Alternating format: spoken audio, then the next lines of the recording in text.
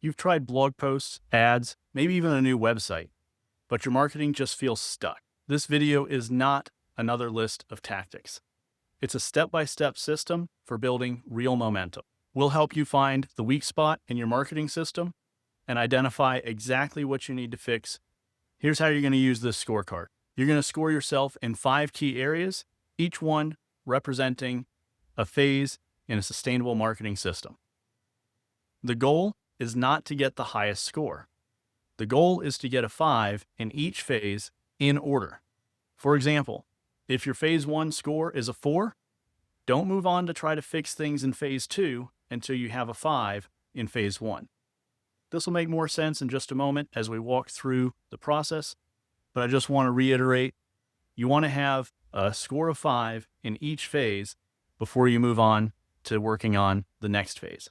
Phase 1 is the foundation, and I want you to ask yourself these questions. If these are true for your business, then you get a 1. If these are false, you get a 0. Makes it easy to score. First, is your website fast, mobile-friendly, and modern? If it's not all of these things, you get a 0. You have to have all of them. If you have them all, you get a 1. Next, can you make edits quickly and reliably without being ignored for weeks? Question number 3, are your backups, updates, and hosting all managed seamlessly? Number 4, do your pages have clear calls to action and trust-building information on every page? And number 5, is Google Analytics or another data tracking system running on your website to monitor what happens on that website? This is your foundation.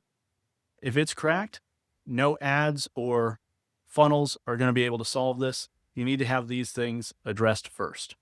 You want to get this built up to a 5 before you start spending any money on any additional marketing to drive traffic to the website. Otherwise, it's like sending people to a dead end. Now we'll move on to phase 2 and talk about having a consistent presence. Question number 1, have you published 52 helpful blog posts over the past year? That's 1 per week. Question number 2, have you shared 365 social media posts over the past year? That would be 1 per day. Question number 3, does your content actually sound like you and not just some AI garbage that's been published on your behalf? It should actually sound like your business and your brand. Question number 4, do you follow a content publishing schedule? And question number 5, did your brand stay visible even during your busiest season? Now, this phase is all about building your brand and building trust with your customers, showing up to be able to ask for the sale. However, it's important that you have phase 1 fully taken care of so that you have a strong foundation in place before you worry about showing up to ask for the sale. This is a compounding engine, and if you show up consistently, your reach will expand across your social media platforms and your search engine optimization. That brings us into phase 3, the data engine. Question number 1, can you see what content brings in the most engagement or traffic to your website? Question number 2, are you tracking conversions and leads or just visitors to your website? Question number 3, do you know what formats or topics perform best on your website and social media channels? Question number 4, do you review campaign and website performance at least once per quarter? Question number 5, have you gathered real feedback from your customers? This is where marketing becomes measurable.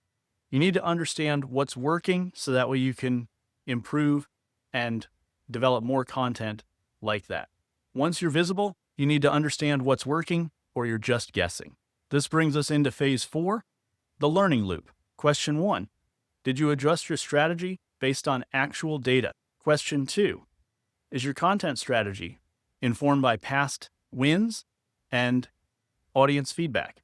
Question 3, have you refined your messaging to better appeal to your ideal customer? Question 4, are you reusing and repurposing your best content rather than starting over all the time? And question 5, does your marketing feel more focused with each passing quarter? Here, we stop reinventing the wheel and start optimizing it.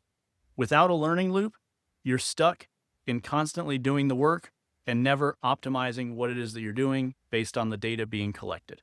Now we can move to phase 5, optimization. Question 1, have you updated your website or visuals in the last 12 months? Question 2, have you streamlined or optimized repetitive tasks? Question 3, are your templates and tools better aligned than they were last year? Question 4, is your marketing and branding sharper and more consistent? Question 5, do you feel more confident and in control about your marketing? This phase begins to unlock scale, but only if the other phases before it are all in alignment. Optimization is how you begin to develop more impact with less. Now, go back through your scores. If your score in phase 1 is not a 5, start there and work your way through each phase. They all build upon each other. So getting a perfect score in phase 5 before you have a perfect score in phase 1 is just going to cause problems. Start with phase 1 and build each of these to 5 out of 5.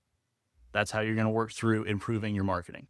Once a phase is at 5, you can move on to the next. That's how you build a flywheel that creates sustainable growth. What you just walked through is the OSM Flywheel. This is our signature system at OptSus. This is how we help clients create marketing that compounds over time, not just one and done projects. We don't chase trends, we build systems. And that's what creates sustainable growth. I want to invite you to subscribe to Grow with OptSus. This is our weekly newsletter that sends out one actionable tip that you can take to grow your business online. It's completely free, and you can subscribe at OptSus.com. That's OptSus.com. As I'm sure you're well aware on this and many other platforms, if you click like and subscribe, you'll be notified when we have the next video uploaded on this channel. And I'd love to hear from you in the comments. What is the next thing that you're going to work on to develop your website and your online marketing for your business?